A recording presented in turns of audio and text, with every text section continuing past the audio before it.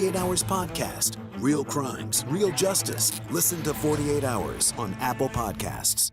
Tonight, a deadly storm system moves from the heartland to the northeast. And in California, people brace for another storm that will drench the already flood-ravaged region. Then, a small Midwestern town gets a rare eclipse double feature on the CBS Evening News.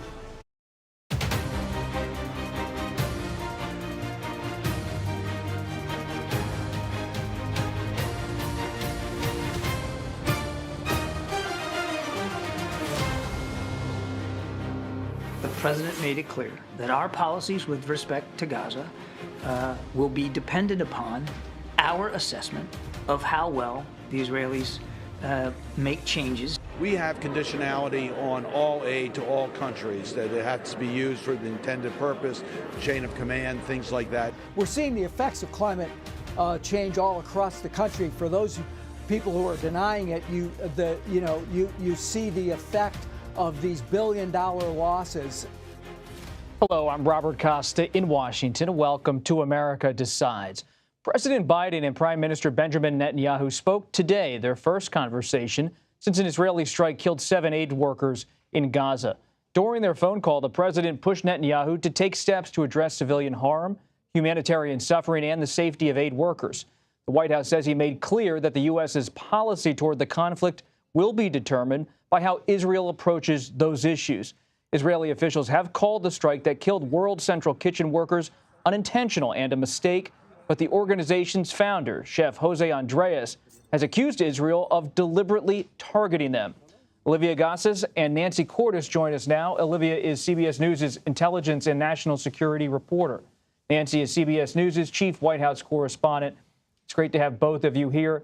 Olivia, we'll begin with you. The Secretary of State, Antony Blinken, spoke out today about the president's response to the Israelis. What did we learn? Sure. Well, Secretary Blinken made clear today that the U.S. would change its policy towards Israel absent some credible, immediate steps that the Israeli government would need to take in order to improve the humanitarian situation in Gaza. He said, if we don't see the changes that we need to see, there will be changes in our own policy. I think it's become abundantly clear to this administration that the rhetoric that it's employed over the past weeks and months has begun to ring hollow, that Israel needs to do more, make fewer mistakes, get more aid in. It started to look feckless, and the domestic and the international pressure now appears to be sufficient that the president is reaching beyond words and for actions. There's plenty of unknowns, including how quickly Israel could implement these changes and what the U.S. response would be, but I think that the shift is marked, and it's happening now. Nancy, inside the White House, what's your assessment of how they came to this decision? And is it an empty threat to Israel, or is this something that has real meat on the bones in terms of how they deal with the U.S.-Israeli relationship? How are Biden's top advisors talking about this behind the scenes? I don't know that it's an empty threat, Robert, but it certainly is a vague threat, right? And we tried to push White House officials today for more details. When you have the Secretary of the State and the President of the United States saying there are going to be policy changes vis-a-vis our relationship with Israel and the situation in Gaza, if Israel doesn't make changes, what kind of changes are we talking about here? Especially if, as White House officials keep insisting, military aid and conditioning it or withdrawing it is not on the table. And so that was my line of questioning, at least, to the president's national security spokesman, John Kirby, today. Take a listen to what he had to say and what he didn't have to say. I think what the world wants to understand is the White House warning that it may remove military aid? What exactly is the threat here? I think I've stated it pretty clearly, and I'm not gonna, as I said earlier, I'm not gonna preview steps. I'm not gonna preview decisions that haven't been made yet. But there are things that need to be done. There are too many civilians being killed. The risk to aid workers is unacceptable. He went on to say, Robert, that decisions are still being made about exactly what the White House would do to change its policy regarding Gaza if Israel doesn't immediately make these changes to better safeguard humanitarian aid workers and Palestinian civilians. And so, without making any details public, I think leaders around the world are left to wonder what exactly does the U.S. mean when it says these things? What exactly does the U.S. mean? What exactly did Secretary of State Blinken mean? Let's play a clip from Secretary Blinken talking about, quote, policy today. With regard to our policy in Gaza, look, I'll just say this. If we don't see the changes that we need to see, there'll be changes in our own policy. Olivia, can you help us understand what he's saying here? What is the policy now in the biggest possible picture towards Israel and how it's handling this war? And what's potentially on the table in terms of aid or support for Israel that the U.S. could pluck away at some point?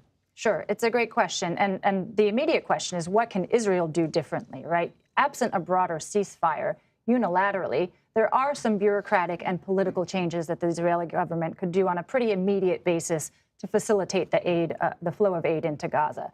They could streamline inspection processes. They could lift certain import restrictions.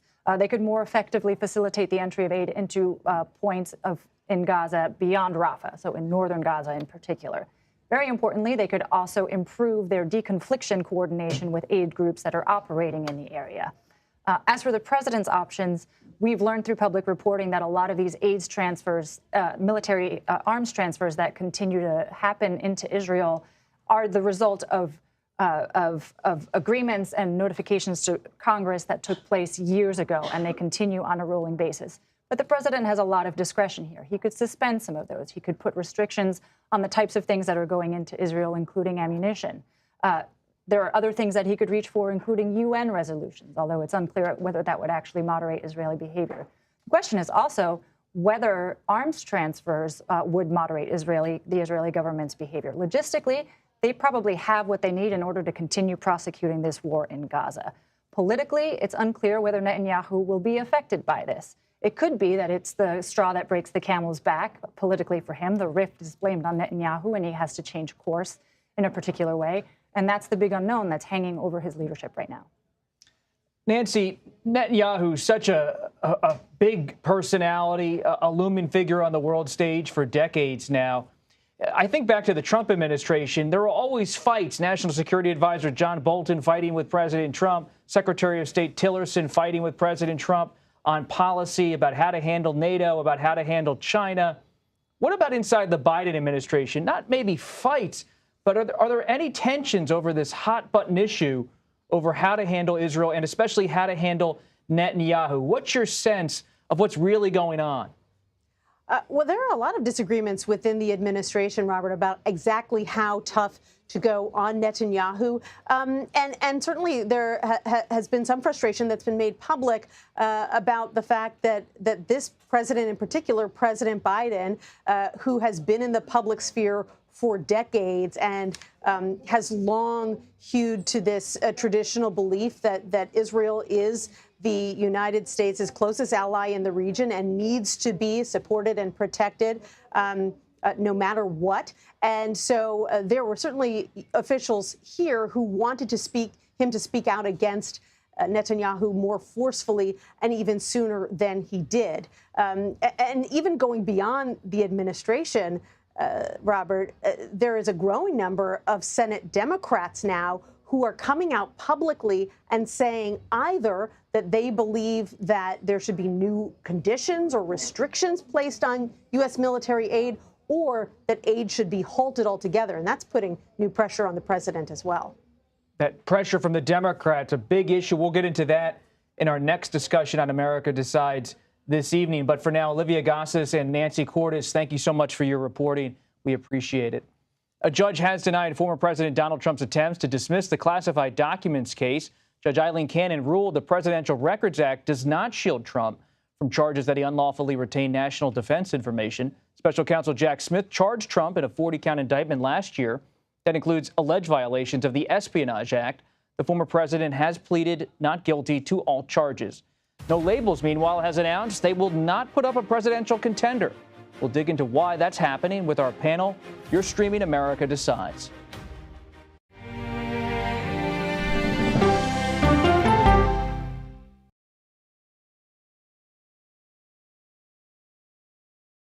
Mr. President, there's a lot to talk about. A lot to talk about. If China invades Taiwan, what will the U.S. Navy do? Here in Tel Aviv, second siren in about 10 minutes. This Humvee just pulled up and said, it's time to leave. The CBS Evening News with Nora O'Donnell. I had progressively fallen deeper into the world of online sports betting. The risk is the rush. What do you think is driving the spike in popularity? I think it's legality.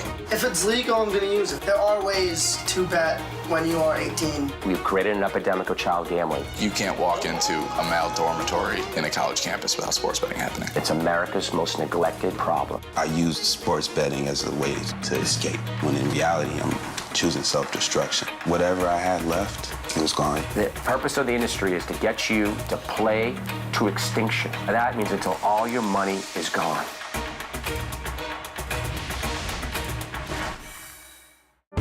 Stories start with the who, what, when, and where. But it's why it's important to you that matters most. Knowing what to ask is how you open the door to a deeper understanding. See you on Prime Time, streaming free everywhere.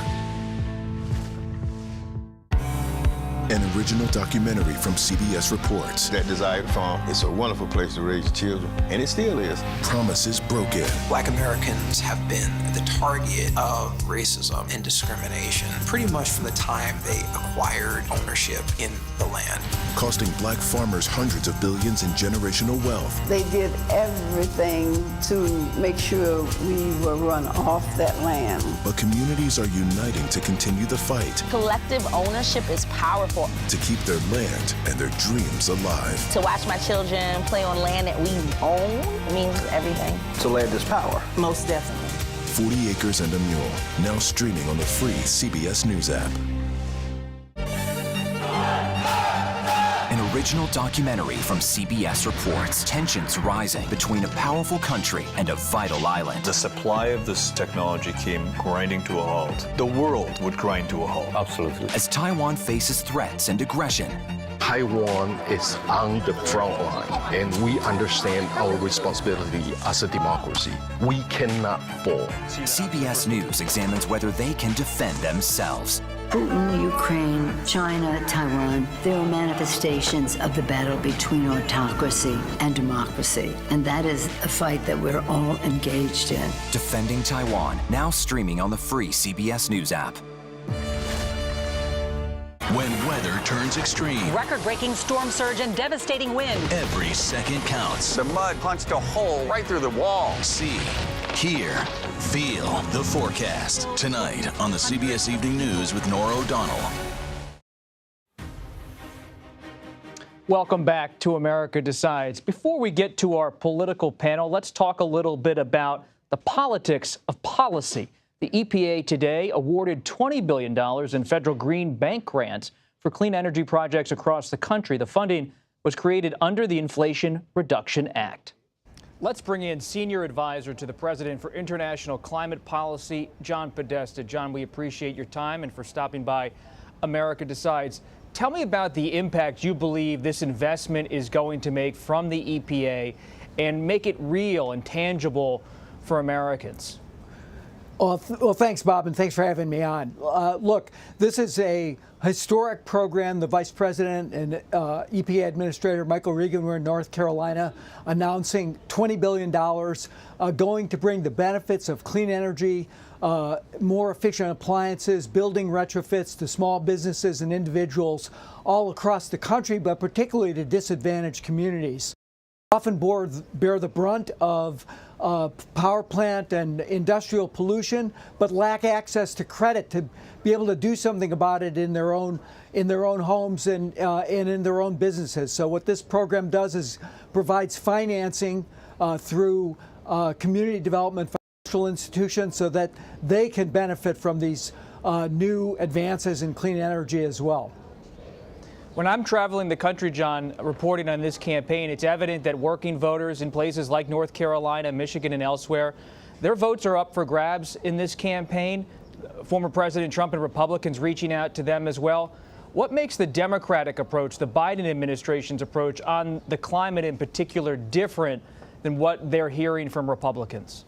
Look, we're bringing tangible benefits to communities, as I noted, all across the country, from the investments that are going in that have already created 200,000 jobs, over $350 billion of investments in clean technology, to the kinds of efforts we're doing today to lower people's utility bills, to bring them the benefits of pollution reduction in their own communities. So it's very real, it's very tangible. It's the result of the Biden-Harris's commitment to tackling the climate crisis by investing in a cleaner economy and one that's working for all working Americans. And you know, I think as people feel that, they're going to understand that what the other side is offering is really just to go backwards and to stay in the pocket of fossil fuel industry. And I think that what we need to do is make sure they understand what this is doing for them individually.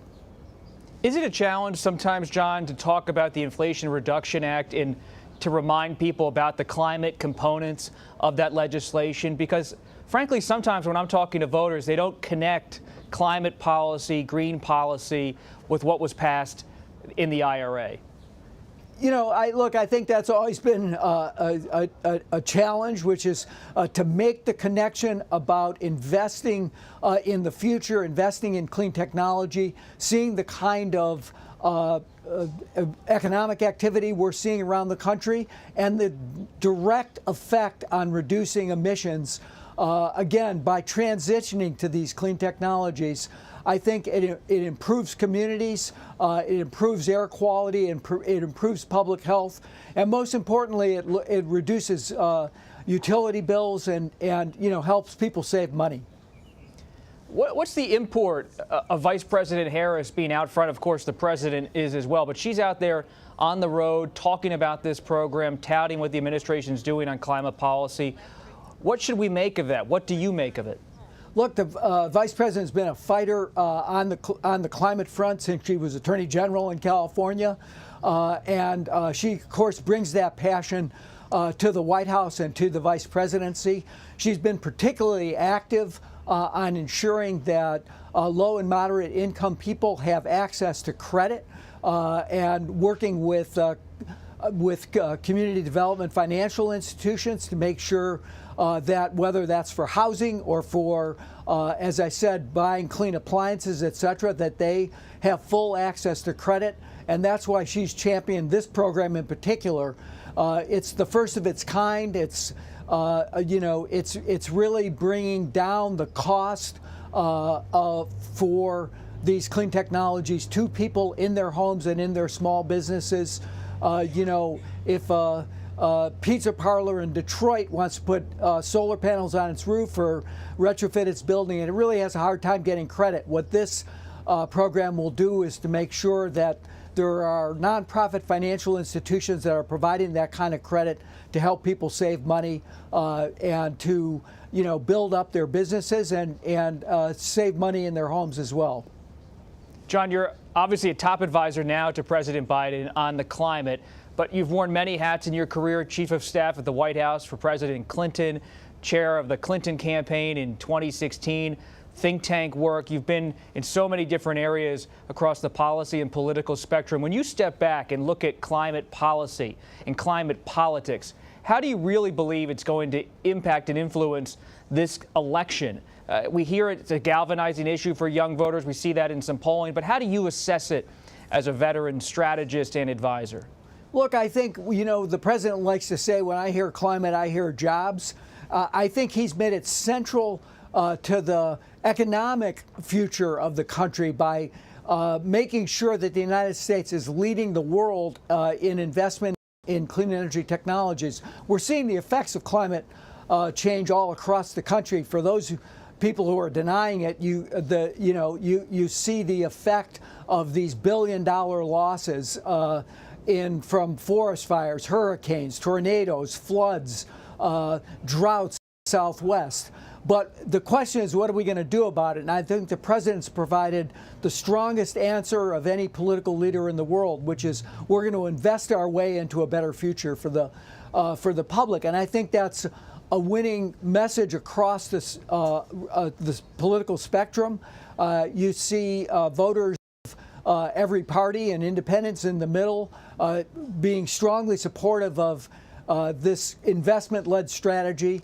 So, you know, I think the president will be out there not only just talking about what he's already accomplished, but what he's going to do to move the country forward, reduce our emissions, and build up an economy that's going to work for everyone. John Podesta at the White House, thank you for joining us. We appreciate it. Thanks, Bob. And coming up next, one of President Biden's closest allies, Democratic Senator Chris Coons, now says he's open to having conditions on aid to Israel. We'll discuss that with our panel. You're streaming America Decides.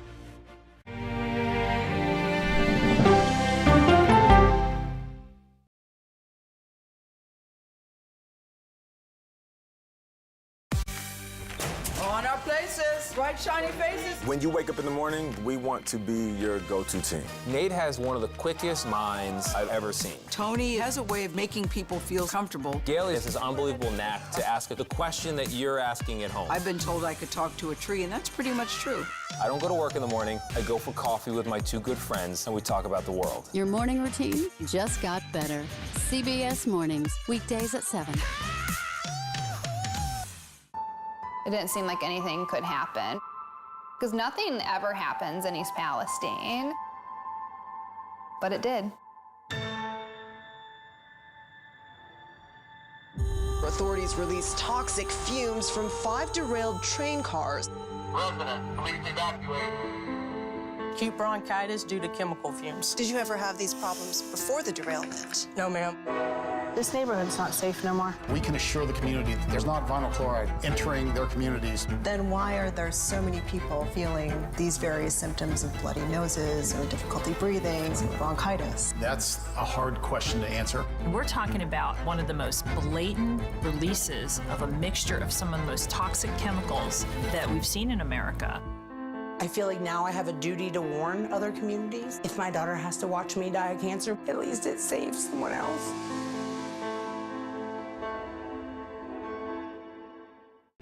This case. It's like a screenplay, something straight out of Hollywood. But it's not fiction.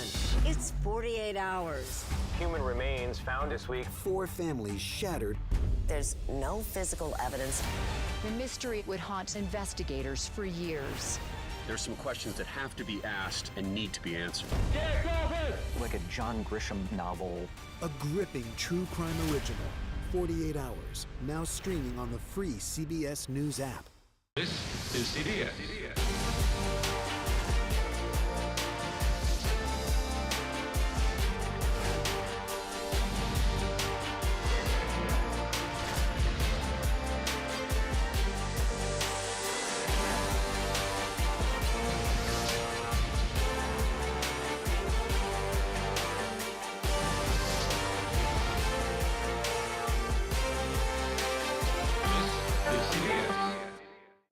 Hello, everyone, and welcome to our Dragon capsule here in space. Sightseers in space, the thrill of a lifetime. Seeing the Earth from space, it was so exhilarating. But the risks that come with the territory. There have been 4 fatal accidents. That's a 1% fatal accident rate. Might make you look before you launch. If you had 1 out of 100 airplanes falling out of the sky, we'd have a public crisis. Space tourism, now streaming on the free CBS News app.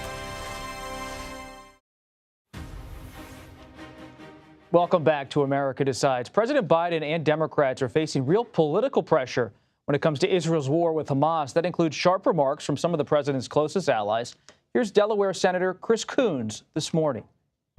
I think we're at the point where President Biden has said, and I have said, and others have said, if Benjamin Netanyahu, prime minister, were to order the IDF into Rafah at scale, they were to drop 1,000-pound bombs and send in a battalion to go after Hamas and make no provision for civilians or for humanitarian aid, that I would vote to condition aid to Israel. I've never said that before. Let's bring in our panel, Margaret Talev and Molly Ball. Margaret is the director of Syracuse University's Institute for Democracy, Journalism, and Citizenship, a great group. Molly is a senior political correspondent for the Wall Street Journal. Great to have both of you here. Let's begin, Margaret, with what we just heard from Senator Coons. earlier in the show, we heard about the administration's position on the call with Netanyahu, how they're going to move forward on policy. But what about all of this clamor from Democrats on this front? Yeah, it's really interesting. I mean, it certainly sounds that what President Biden has been saying and what the administration has been signaling is a shift. But will it really be, and what will it be? Senator Coons is very often seen as kind of a proxy or a foreshadower of what Biden's stance will be. So from him, did we see him breaking away or trying to pull Biden there, or did we see him foreshadowing what's going to happen? I think both in the prelude to this call and the actual readout of the call itself, it certainly sounds like the administration is suggesting that they might do something, but they have not explicated what or what the conditions are, how many more crossings, how much more aid needs to get through. Are they talking about actually halting anything? What about these arms sales? What about the transfer of bombs? We just don't know yet. How intense is this debate inside the Democratic Party about how to handle Netanyahu? I think it's very intense. I think, what we saw from the readout of the call, the fact that the president apparently told Netanyahu there needs to be an immediate ceasefire and didn't mention the hostages, which he usually does. This is a clear shift in tone. I think there's a shift in public opinion as well after the attack on the aid convoy earlier this week. But this has been splitting the Democratic Party for months, really since the outset of the war. We've seen all these protests in the streets. I think, Jewish Americans who are predominantly Democrats have been in one place. Arab and Muslim Americans and a lot of voters of color have been in another place. And we've seen a lot of very acrimonious, people yelling at each other in Democratic caucus meetings and so on. So this has been splitting the Democratic Party for a while. But we see that, that view on the left that Israel needed to be reined in is gaining more and more currency as the war goes on and as public opinion shifts in that direction. Another political story today, No Labels is not going to field a ticket. They're not going to pursue a presidential contender in any way. Larry Hogan decided to run for Senate. Joe Manchin said no, the West Virginia senator. So does this have a real impact on the 2024 election? I think you nailed it to this extent. If you're going to be a third party, campaign effort, you need both to have ballot access and you need to have a candidate. They just didn't have a candidate. And so you could, in a way, see this coming for months. You saw Manchin, you saw Hogan say no. Nikki Haley didn't want to do this. Chris Christie wasn't going to do it. And so how can you do it? Part of the big pressure and concern that No Label has faced, not just from the Democratic side, but kind of from the anti-Trump side of the Republican Party, is like, if you field a candidate, probably all this might do is actually just ensure that Trump gets another term.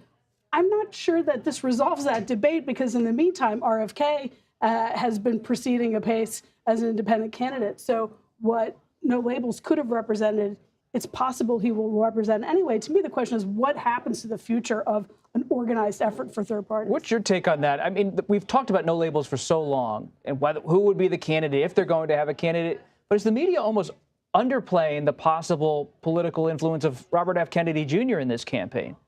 Well, when I spoke with the late No Labels chairman, Joe Lieberman, a few months ago, what I was really struck by was how disorganized the effort was. They had a lot of money, but they didn't really have a process. They'd gone from saying they would have a convention to just sort of making calls and reaching out to people. They were in this paradoxical situation, to your question, where there was obviously a huge market for what they were doing. There are obviously a lot of Americans out there who are exhausted by the political process and disenchanted with the two major parties. On the other hand, there aren't enough of them for a third-party ticket to win, and therefore they would have represented a spoiler. And so that was what had created all this animosity for them. But because there is still that huge tranche of Americans who don't like either of the major party candidates, there's a big opportunity for someone like an RFK, and all that rage that had been directed at No Labels is going to be directed at him and at any other third party candidate who could be that kind of a spoiler. And so much of the No Labels discussion is about there's a desire among voters we're all encountering on the trail for something different, some kind of person or ticket or populism to go against what's happening in Washington.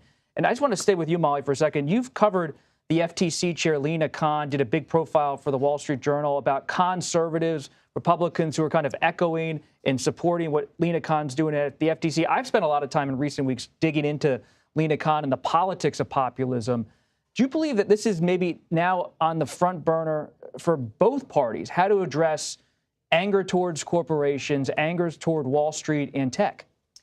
So I would say two things about that. I think, first of all, you're absolutely right. I think we're in a moment of political realignment when a lot of the policy platforms that the two parties historically represented are coming up for debate. Because of Trump and because of the sort of populist moment that we're in, both Democrats and Republicans are reevaluating where they've stood on particularly economic issues. And so, secondly, Lena Khan, the FTC, Jonathan Cantor at the Department of Justice, these antitrust hawks who are trying to change 40 years of legal precedent for how competition and trust busting have been treated by our government, they see themselves as representing this sort of populist vanguard, attacking big corporations, saying it's not enough to have a government that treats everybody fairly. We've got to have big business that's fair to everybody, too. And that hasn't been enough of a priority. And we've seen the Biden administration take a very aggressive, surprisingly aggressive approach to this and get a lot of Republicans surprisingly on their side. It's interesting. Whether it's John Podesta talking about climate, Lena Khan at the FTC, there's so many policy issues that are just kind of hovering beneath the surface of this presidential campaign. Molly Ball, Margaret Talev, we really appreciate you both being here. That does it for us today. We'll be back with another edition of America Decides on Monday at 5 p.m. Eastern. You're streaming CBS News.